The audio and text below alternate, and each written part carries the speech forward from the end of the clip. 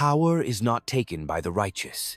It is seized by those who understand how men truly think, not how they pretend to. In every age, the dreamers speak of justice, while the cunning quietly build the systems that rule them. The world has never belonged to the good, only to those intelligent enough to disguise their ambition beneath the mask of virtue. The first illusion every ruler must abandon is the belief that people desire freedom. They do not. They desire comfort, safety, predictability. They want to be led, to be told who to blame and who to trust. And when the world grows uncertain, they turn to whoever can restore the illusion of order, even if it costs their liberty. A wise ruler does not fight this instinct. He bends it to his will. Appearances are stronger than truth. Men judge with their eyes, not with their minds. They believe what they see repeated, not what is real. A leader who understands this need not be loved, only believed. The mask is his weapon, and the stage his battlefield. The foolish strive to be understood. The cunning strive to be obeyed. You cannot lead with purity of heart. The moment you enter power, you enter war, and war demands strategy, not sincerity. The leader must learn to wound without hatred and to flatter without affection. He must know when mercy strengthens and when it weakens. Virtue in excess becomes a liability. Mercy without calculation invites betrayal. Those who survive the longest are those who can shift shape lion and fox, blade and shadow. The lion frightens wolves, the fox avoids traps. To rely on strength alone is to fall to cunning. To rely on cunning alone is to be crushed by force. Power endures only when both coexist: the mind that calculates and the hand that strikes. Never mistake loyalty for love. Loyalty is a transaction of interest, and it expires the moment the balance changes. Allies will swear fidelity while secretly counting their advantage. Let them. The wise ruler uses every oath as a temporary bridge, never as a foundation. A state built on affection is a house built on sand. A state built on fear and respect can weather centuries.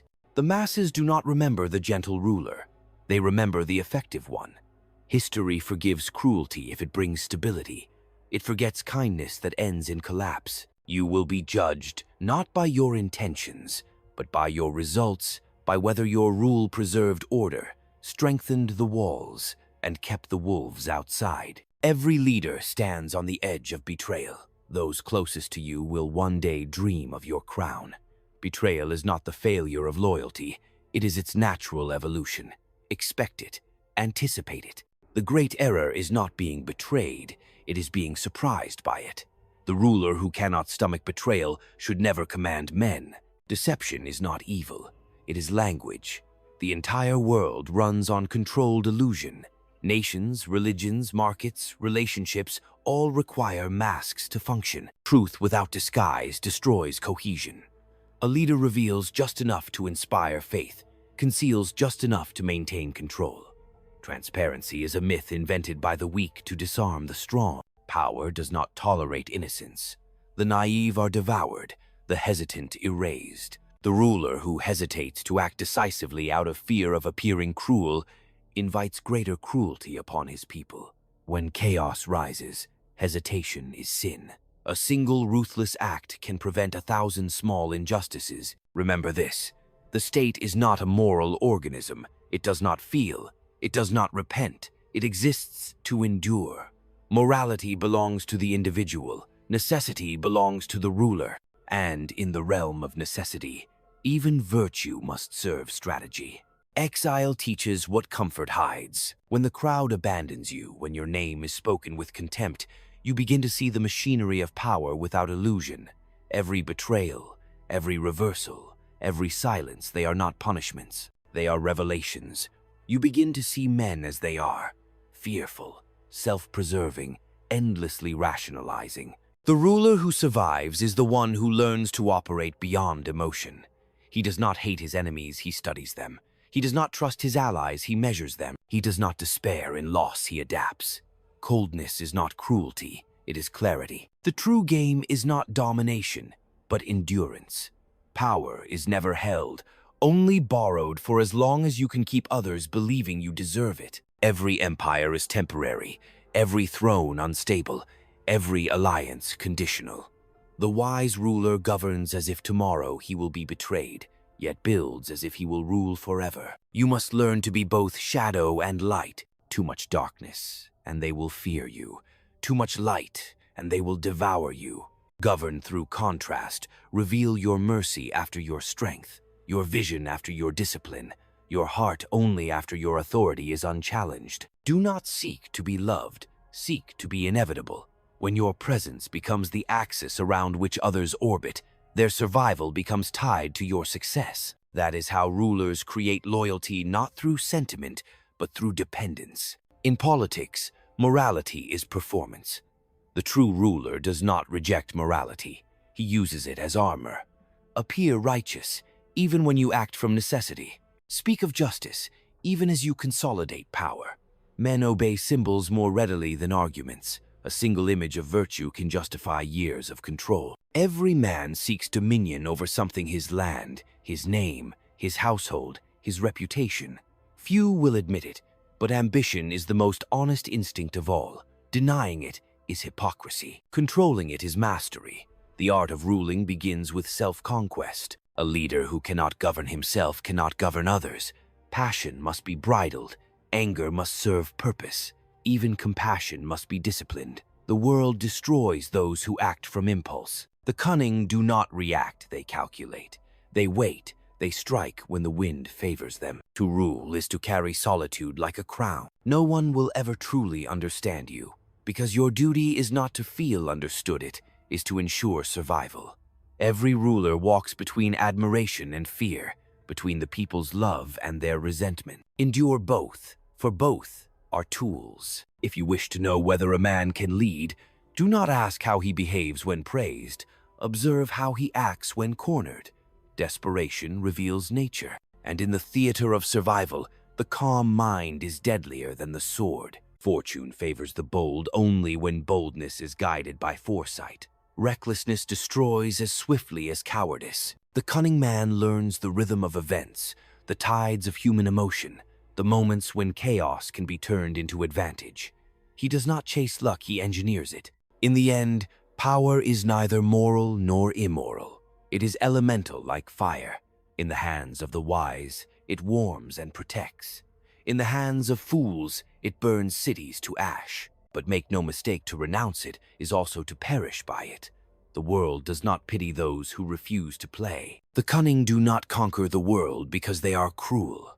They conquer it because they understand its nature, that the strong rule, the weak submit, and the cunning manipulate both. And when the dust settles, when history writes its verdict, it will not ask who was kind, but who was left standing.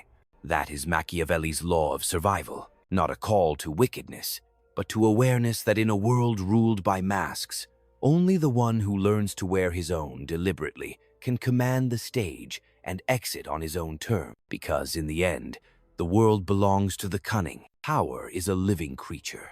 It breathes through ambition, feeds on perception, and dies in hesitation. To understand it is to understand the nature of all things human, the hidden currents beneath loyalty, love, justice, and faith. Men will speak of morality to mask their desires, of peace to conceal their fears, of equality to justify their envy. But beneath the language of virtue lies the primitive law of dominance, the instinct that never evolved. Civilization merely polished the teeth of the beast. It did not dull them. You will find no purity in politics, only equilibrium, fragile, temporary, bought by calculated violence and selective mercy. The wise ruler understands that order does not emerge from goodness, but from control. When men are free without restraint, they devour one another. When they are ruled without wisdom, they revolt. The art of leadership is not to liberate or enslave, but to balance these extremes so precisely that neither becomes aware of the chain around its neck. The people love the idea of virtue because it absolves them of power. They want their leaders to be pure so that they can remain innocent. Yet purity is sterile. It builds nothing. It governs nothing. It defends nothing. The ruler who clings to purity is like a surgeon who refuses to touch blood. Power requires contact with filth. It demands the courage to act where others only theorize. The world remembers Caesar, not the philosophers who warned him. Fear is not the enemy. Fear is the foundation. It sharpens the senses, forces precision, disciplines the will. Those who seek to erase fear become reckless. Those who are ruled by it become slaves. The ruler must hold fear as one holds a blade firm enough to cut, but never so tight that it slips through the fingers. The moment fear controls you, your enemies already have. The moment you control it, your enemies become instruments of your design. The greatest deception in life is the belief that truth is always noble. Truth is only useful when it serves stability. A society that worships truth without discretion is a society that will eventually destroy itself with it. The ruler must master the delicate art of selective revelation, saying not what is true, but what sustains. Men cannot bear to see their own contradictions. It is the ruler's duty to preserve their illusions while directing their energies toward order. A leader is not born. He is forged in the cold corridors of rejection, in the silence after defeat, in the long nights where certainty rots into doubt. Those moments of humiliation, the betrayals, the exiles, they are not curses but consecrations. They strip away comfort until only purpose remains. The one who emerges from that crucible does not seek power for pleasure. He seeks it because he understands its necessity. The ruler who desires to be loved must first endure being hated. Every reform wounds an interest. Every decision creates an enemy. You will be accused of arrogance when you act decisively, of weakness when you hesitate, of cruelty when you impose discipline, of naivety when you forgive. The people will curse you for the very burdens they demanded you carry. But leadership is not a contract of affection. It is a contract of survival. To be obeyed is not to be adored. Power demands solitude. The higher you climb, the quieter the air becomes. Companionship fades into calculation, friendship into diplomacy. The ruler must learn to think without echo, to doubt his own certainty, to find in isolation not despair, but clarity. Solitude is the mirror in which ambition is tested, the place where you ask yourself not, can I win, but should I? And the world belongs to those who know when the answer must be yes. Do not trust the applause of the masses. It is the sound of their hunger, not their loyalty. They cheer not for you, but for what they hope to gain from your rise. The same mouths that praise you today will condemn you tomorrow when the winds shift. The wise ruler treats praise as he treats wine, a brief indulgence, never a diet. For in the intoxication of approval lies the seed of ruin. Every system of power is built upon controlled illusion. The people must believe they have chosen their masters. The soldiers must believe they fight for honor. The ministers must believe they serve for the good of the state. Strip away these illusions, and chaos floods the gates. The ruler who reveals too much truth dismantles his own throne. Appearances must always precede substance, because men obey what they see long before they understand what they serve. Conflict is not misfortune, it is rhythm. The absence of conflict is decay. The state must occasionally bleed to remain alive. A ruler who avoids struggle at all cost invites collapse. Sometimes you must create an enemy to unify your people. Sometimes you must allow disorder to justify authority. The world moves not by peace, but by tension, a balance of forces that never resolves. Harmony is not the absence of struggle, but its orchestration. Mercy is useful only when it strengthens your position. Forgiveness without consequence is permission for treachery. Yet cruelty without purpose corrodes the soul of the ruler and poisons the loyalty of his men. The art lies in moderation, to punish swiftly and justly, to pardon only when it binds gratitude. Your subjects must fear your justice more than your wrath, and your mercy more than your power. Remember that the human heart is a shifting battlefield. Every man carries both loyalty and betrayal within him.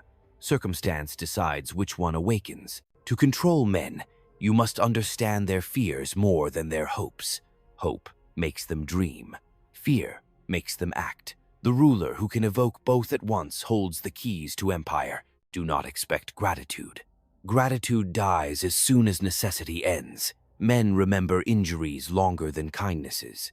The gift that saves them today becomes the expectation that condemns you tomorrow. The wise ruler gives in such a way that every favor creates debt, not freedom. It is not enough to command. You must also symbolize. Power must be visible even when unseen. A flag, a gesture, a silence, each can rule 1,000 minds more effectively than armies. The people need symbols because they cannot bear ambiguity. They will follow the illusion of certainty even when it leads to ruin. Thus, the ruler must embody what they long for, not what they understand. Beware of idealists. They destroy more kingdoms than tyrants. The idealist dreams of purity, and in his dream, he burns the world to make it clean. The realist accepts the dirt and governs it. Progress without discipline becomes anarchy. Compassion without judgment becomes decay. The world does not need perfect men. It needs those who can build order from imperfection. Time is the greatest strategist. It kills the impatient and crowns the patient. The ruler who knows how to wait will always outlive the one who must act. Delay can be sharper than the sword. Silence can be louder than law. The fool believes victory comes from speed. The cunning knows it comes from timing. Fortune, that fickle mistress, rewards those who dare, but destroys those who chase her blindly. She must be seized, not worshipped. The ruler cannot rely on luck. He must manufacture it. He must place himself where chance can find him prepared, not praying. Fate is not written by gods, it is written by those who understand momentum. In the theater of power, perception is the stage, and every gesture is a script. Your silence will be interpreted as wisdom or weakness, depending on who controls the narrative. Therefore, control it. Speak not to inform, but to direct emotion. Words are weapons when sharpened by restraint. Never speak everything you think, only what must be believed. Leadership is not about morality. It is about consequence. To rule is to bear the weight of choices that no one else can make, and to bear the blame for outcomes no one else will understand. History will either call you tyrant or savior, often both. Let it. Your duty is not to be remembered kindly, but to be remembered as the one who preserved the state when others would have destroyed it through kindness. There is no peace in mastery, only clarity. Power does not rest, it revolves. Every victory invites another challenge, every alliance another betrayal. Yet within this endless motion lies the rarest virtue, endurance. The world belongs not to the strongest or the most righteous, but to those who outlast the storm without losing direction. And when all masks fall, when the noise of nations fades into memory, you will realize that leadership was never about commanding others. It was about commanding yourself, your instincts, your fears, your impulses. To rule the world, you must first rule your own nature. The rest is shadow. The rest is theater. The rest is survival. The cunning understand that chaos is the natural state of the world. They do not resist it, they navigate it. While others pray for stability, they study instability, learning its rhythm, its triggers, its hidden opportunities. For them, disorder is not the enemy, it is the sea in which all empires are born. Stability is only the illusion that precedes another storm. A wise ruler does not build for calm, he builds for resilience. Do not confuse calm for safety. Calm is the moment before betrayal, before revolt, before collapse. It seduces the weak into lowering their guard. The cunning never sleep within peace. They use peace as cover, to consolidate, to reorganize, to rebuild the fortress walls while others drink to harmony. History is filled with rulers who mistook quiet streets for loyalty. They were overthrown before dawn. The enemy is not always outside the gate. Often he wears your colors, speaks your tongue, kneels in your court. The closer a man stands to your power, the deeper you must see into his eyes. Betrayal always begins in whispers. To hear it, one must listen not to words, but to hesitation, the moment when obedience begins to waver, when devotion turns to calculation. That is when the knife begins to sharpen. The ruler who detects it too late becomes the sermon others use to teach caution. Human nature is a tide predictable, but impossible to stop. People crave direction, purpose, certainty. They will trade their freedom for a symbol that promises meaning. Give them that, and they will crown you king. Deny it, and they will burn your city to invent another myth that offers it. The ruler who understands this truth can command not through force alone, but through narrative, the sacred illusion that binds the crowd more tightly than chains. Never reveal your entire design. The ruler who explains too much invites contradiction. The people must believe in your wisdom precisely because they cannot see its full extent. Mystery amplifies authority. Distance breeds reverence. The closer they come to understanding you, the more human you become and the less power you hold. Let them glimpse only fragments, enough to inspire awe, but never enough to imitate. Those who cannot adapt perish. The world does not reward constancy. It rewards flexibility disguised as principle. The ruler must shed identities like skins, reformer in peace, tyrant in crisis, visionary in decline. Those who cling to one mask will die wearing it.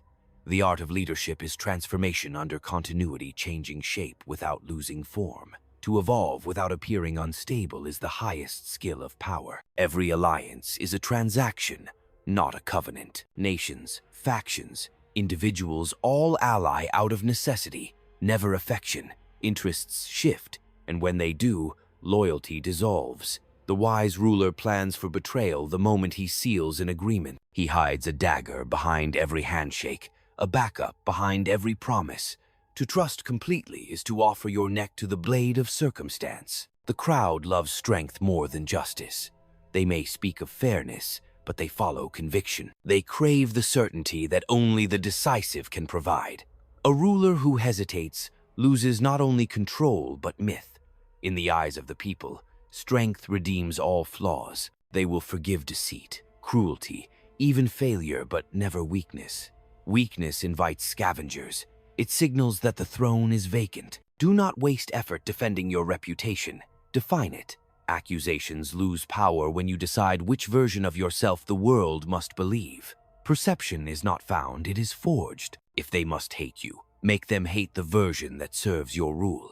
If they must love you, make them love an image strong enough to endure your mistakes.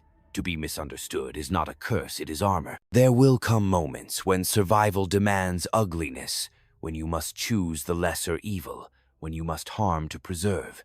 In those moments, hesitation is fatal. Morality, if not guided by necessity, becomes vanity. The ruler who acts decisively will be condemned by the soft-hearted, but history will whisper his name in the language of endurance.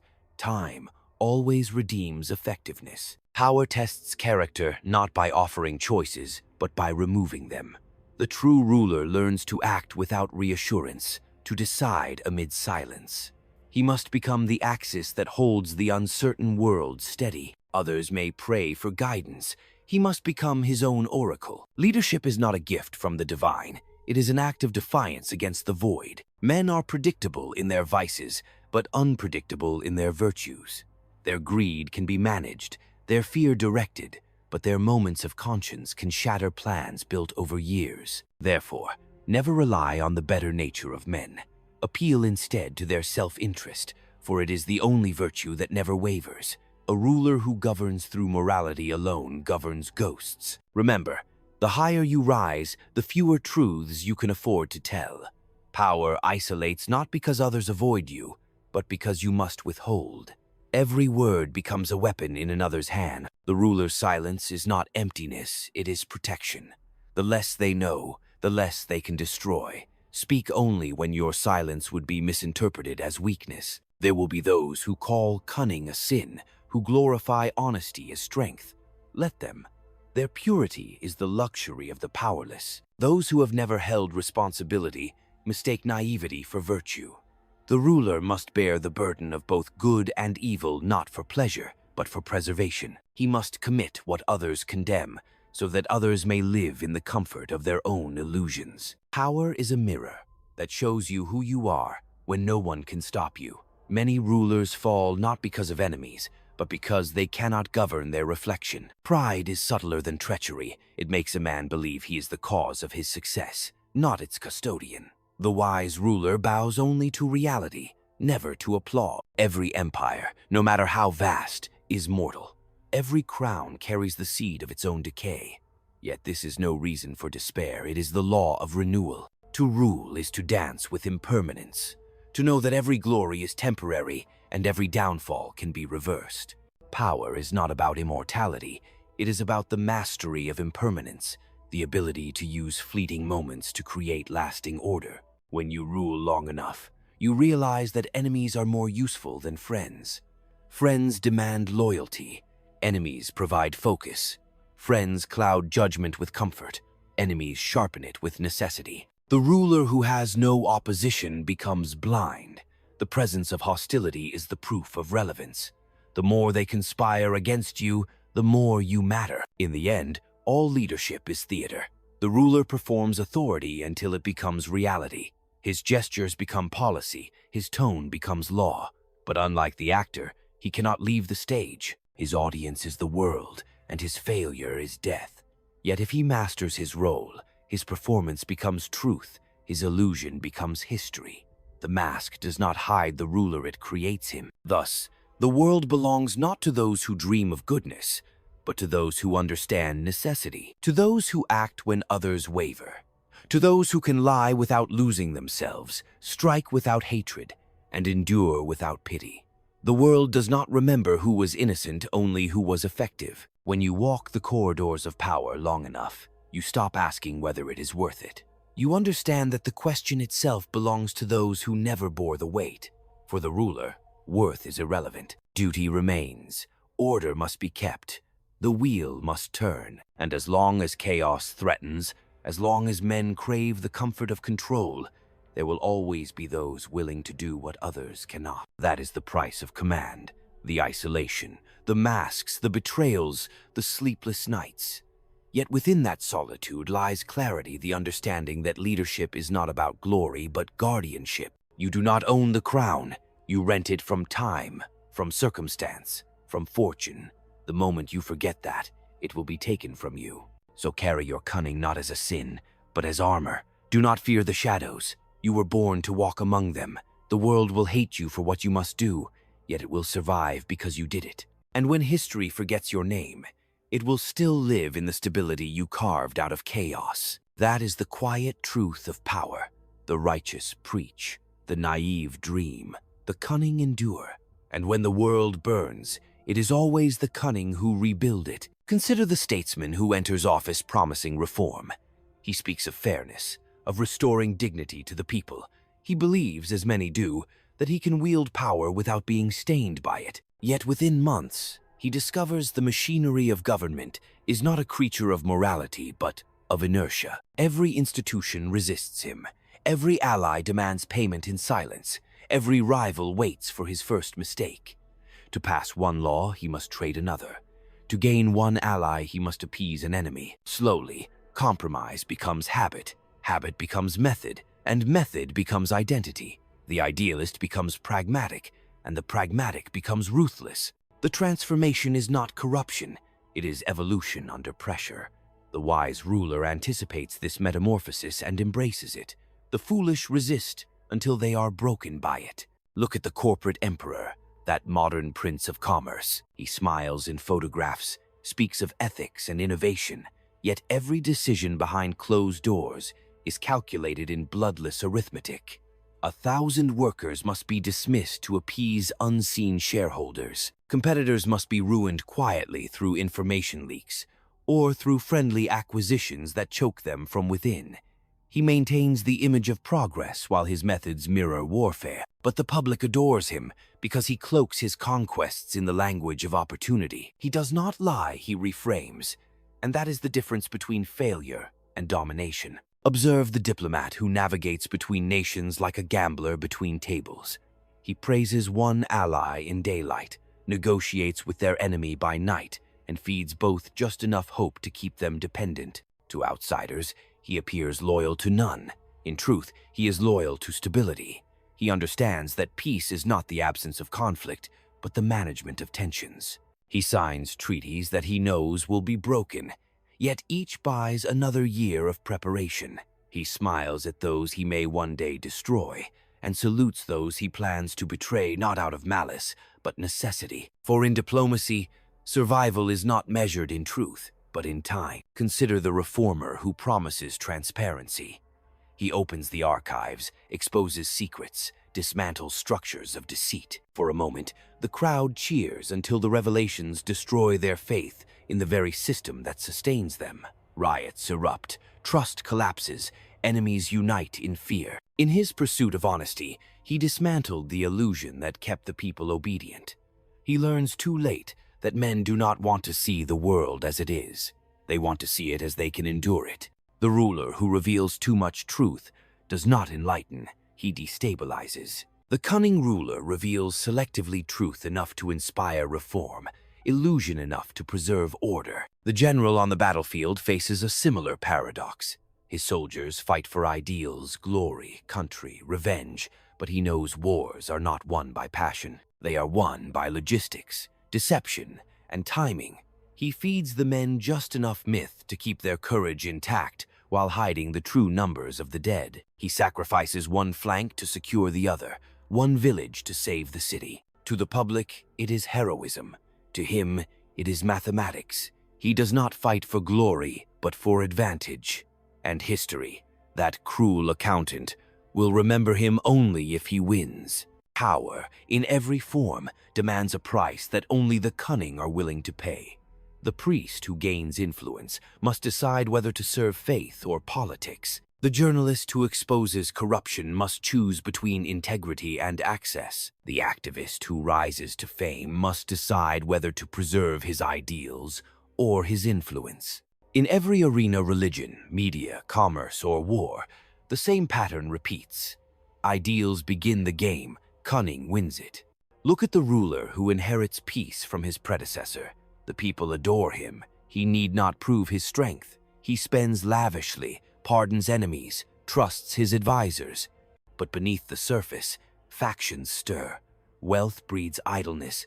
Idleness breeds conspiracy. By the time he notices, his army has grown soft, his ministers loyal only to profit. He believes his popularity will save him. It never does. The people's love evaporates when fear disappears. He learns too late that a nation without discipline decays faster than a nation under tyranny. Then there is the exiled prince, stripped of his title, his fortune, his friends. He wanders foreign courts, dismissed as relic, whispered about as failure. Yet in exile he learns what no throne could teach: how men treat the powerless, how appearances deceive, how trust is rationed. When fate returns him to power, he rules with surgical precision. He rewards slowly, punishes swiftly, and surrounds himself not with flatterers but with skeptics. He governs as one who knows how easily it can all be lost again. Exile is the teacher of realism, and its lesson is eternal. To rule well, one must first learn to be nothing. A modern ruler may no longer command armies, but he still commands attention, the currency of this century. The politician who understands optics rules longer than the one who understands policy. Images are the new armies, perception the new fortress. A misstep on camera can destroy what 10 victories built. The cunning adapt. They hire illusionists, disguised as advisors, public relations, narrative strategists, data sculptors. They manufacture popularity as past kings minted coins. The masses do not demand truth. They demand spectacle that feels true. Consider the leader who faces scandal. He does not deny it. He redirects it. He creates a greater outrage elsewhere, forcing the crowd to forget. He praises transparency while burying the evidence in plain sight. He calls his critics disloyal and their opposition unpatriotic. Within weeks, the narrative is his again. He understood that guilt matters less than momentum. The world rarely punishes sin. It punishes stagnation. Even betrayal can be weaponized. The ruler who is betrayed and survives becomes untouchable. He absorbs the venom, transforms it into warning. Others fear to strike again. The wise ruler does not hide his scars, he displays them. Each wound becomes part of his myth, proof of divine favor or unyielding resilience. The people love the image of the wounded conqueror more than that of the perfect saint. Perfection alienates, survival inspires. In commerce, the cunning thrive the same way. The merchant who dominates a market does not do so by competing. He controls the conditions of competition. He funds his rivals in secret, sets prices to break them, or buys the roads through which their goods must pass. When the public blames the market for their poverty, He appears as the savior offering work. He controls both sides of the equation, profit and pity. That is not greed. It is governance through economy. Even within the smallest circles, a household, a marriage, a friendship, the same laws apply. The one who controls emotion controls the balance. In love, as in politics, those who can withdraw affection without losing composure always rule the dynamic. Power hides in restraint. The moment you need another's approval, you have already submitted to them. The cunning do not dominate through cruelty. They dominate through control of reaction. Study nature, and you will see that cunning is the first law of survival. The serpent does not fight the hawk. It hides until it can strike. The spider does not chase the fly. It builds a web that makes pursuit unnecessary. The lion does not roar constantly. It waits until silence makes the sound of its voice unbearable. Power is not about constant motion. It is about knowing when stillness is deadlier than speed. Even fate seems to prefer the cunning. Fortune favors not the strongest, but those who anticipate her moods. The world is littered with the bones of men who mistook victory for permanence. The wise ruler treats triumph as a temporary disguise for vulnerability. He fortifies while others celebrate. He plans for betrayal while others toast to loyalty. For him, victory is not the end of war. It is the pause between campaigns. The cunning survive because they adapt without apology. They accept that every age changes its language of domination. In one century, it is the sword. In another, the vote. In another, the algorithm. The methods change, but the instincts remain. What was once called tyranny is now called influence. What was once called deception is now called strategy. Yet beneath all these new names lies the same truth. The world still belongs to those who can see men as they are, not as they wish to appear. And so, the law of survival continues unwritten but eternal. The naive will build their dreams upon ideals. The cunning will build theirs upon understanding. The naive will hope for loyalty. The cunning will calculate it. The naive will drown in their honesty. The cunning will sail on its surface. Every age produces its rulers and its victims, and the only difference between them is not morality, but perception. In the end, it is not the loudest who rule, but the most patient. Not the kindest, but the most disciplined. Not the pure, but the precise. For in every generation, when the dust of rhetoric settles, it is always the cunning who stand quietly at the center, holding the balance between illusion and order, between chaos and control, between what must be done and what must never be spoken of again. The world belongs to the cunning because it always has, and because it must. Cunning is not trickery, it is understanding. It is the silent mastery of perception, the art of seeing consequence before others see choice. The cunning do not rebel against the laws of nature, they interpret them. They know that survival is not a question of strength, but of adaptation, not of morality, but of awareness. Every structure of power, kingdom, corporation, church, democracy rests on this single foundation, the ability to perceive the invisible currents beneath human behavior and to direct them without being noticed. The cunning do not resist the illusions of the world, they orchestrate them. They understand that the masses require myths to function, for no society can survive without shared fictions. Freedom, justice, equality, these are the banners under which men gather.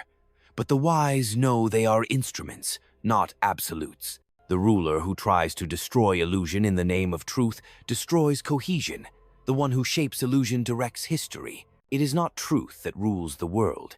It is the disciplined manipulation of what others choose to believe. Cunning is the supreme form of intelligence because it merges knowledge with instinct. It does not dwell in libraries or debates. It dwells in timing, to act when others hesitate, to speak when silence wounds deeper, to retreat when pride demands advance. This is the architecture of survival. The cunning man wastes no emotion on injustice, for he understands that nature itself is unjust. He wastes no outrage on betrayal, for he knows that loyalty is a posture. He saves his energy for precision, for the one move that turns uncertainty into advantage. The cunning are never governed by chaos. They study it, as others study scripture. Where the fearful see crisis, they see possibility. Where the moralist sees corruption, they see leverage. Cunning transforms disorder into design, weakness into armor, defeat into strategy.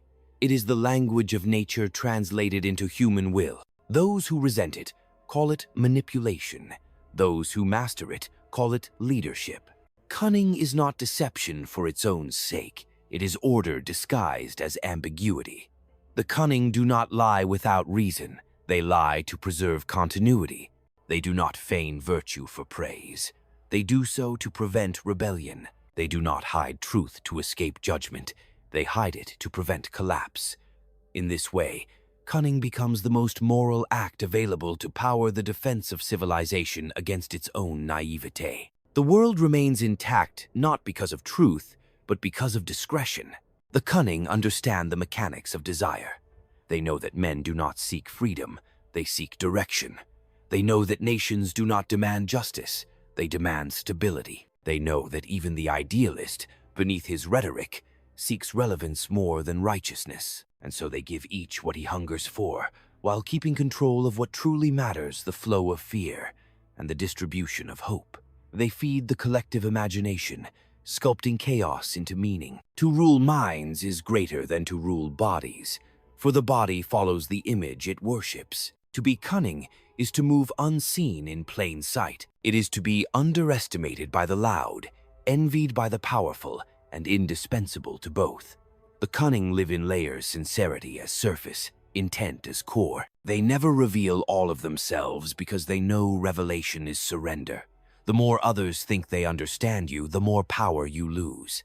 To be completely known is to be completely vulnerable. The cunning maintain the mystery necessary for authority. In every age, the cunning occupy the true center of power. They are not the ones who speak the most, but the ones whose silence shapes the course of events. They are not the ones praised in the public square, but the ones whose influence bends the decisions of those who are. They understand that influence, not authority, defines control. It is better to steer the king than to wear the crown. The world rewards visibility with fame, but it rewards obscurity with freedom. The cunning prefer the latter. Their rule is quiet, but absolute, for they operate within the architecture of necessity. When chaos rises, when fear spreads, when systems tremble, it is not the idealists who restore order. It is the cunning those who can hide fear beneath calm, those who can lie without flinching, those who can wield cruelty without pleasure. They know that sentiment cannot rebuild a nation, that mercy cannot hold a line, that love cannot negotiate with fate. In the crucible of power, emotion is a currency too costly to spend. Cunning is patience weaponized. It waits while others rush. It studies while others rage. It calculates when others collapse. It does not seek immediate victory, but enduring advantage. The cunning ruler knows that the greatest triumphs are invisible averted wars, quiet concessions, silenced rebellions. History rarely celebrates restraint, yet civilization depends on it. To win without spectacle is the highest victory. The cunning are architects of equilibrium. They do not seek to dominate endlessly. They seek to balance indefinitely. They understand that power must circulate like blood hoarded too long. It clots and dies. They know when to yield, when to disguise retreat as reform, when to trade dominance for longevity. They govern not through domination, but through rhythm, alternating fear with reassurance, demand with concession, control with illusion. The world belongs to them because they do not worship certainty. They thrive in ambiguity, where others suffocate. They embrace contradiction, understanding that human nature itself is a contradiction capable of reason, yet driven by impulse, yearning for truth, yet addicted to lies. The cunning do not correct this paradox. They harness it. They do not condemn humanity's weakness. They convert it into order. Cunning is the invisible thread that holds civilization together. It is the reason diplomacy exists, the reason alliances endure, the reason peace is ever possible. Without cunning, society collapses into purity, and purity, by its nature, is violence disguised as virtue. The cunning prevent that by turning chaos into cooperation, instinct into hierarchy, survival into structure. They are the quiet custodians of balance in a world forever tempted by extremity. Thus, when all virtues fail, cunning endures. When morality falters, cunning adapts. When strength collapses, cunning rebuilds. It is not the loudest, the brightest, or the bravest who inherit the earth. It is those who understand its hidden machinery, who read the pulse of human behavior and adjust the tempo of nations to match it. For in the end, it is not the righteous who survive, but the aware, not the pure, but the perceptive, not the loud, but the lucid. The world belongs to the cunning not because they deceive, but because they see. And in a world built on illusion, the one who sees most clearly rules longest. Cunning is the discipline of clarity. It strips the world of sentiment and exposes the gears that move it. It understands that morality, when separated from necessity, becomes self-destruction. The cunning man does not confuse virtue with usefulness. He knows that mercy without control is weakness, and that truth spoken at the wrong time is treason against reason. His mind is his fortress, and within it, every emotion is weighed against its consequence. To rule others, one must first conquer the chaos within oneself. The cunning do not pursue fairness, they pursue function. They do not ask what is right, but what preserves. In their hands, justice is not a principle, it is an instrument of stability. Laws exist not to perfect man, but to restrain him. A society that forgets this collapses under its own idealism. The cunning ruler understands that order depends on fear, and fear depends on predictability.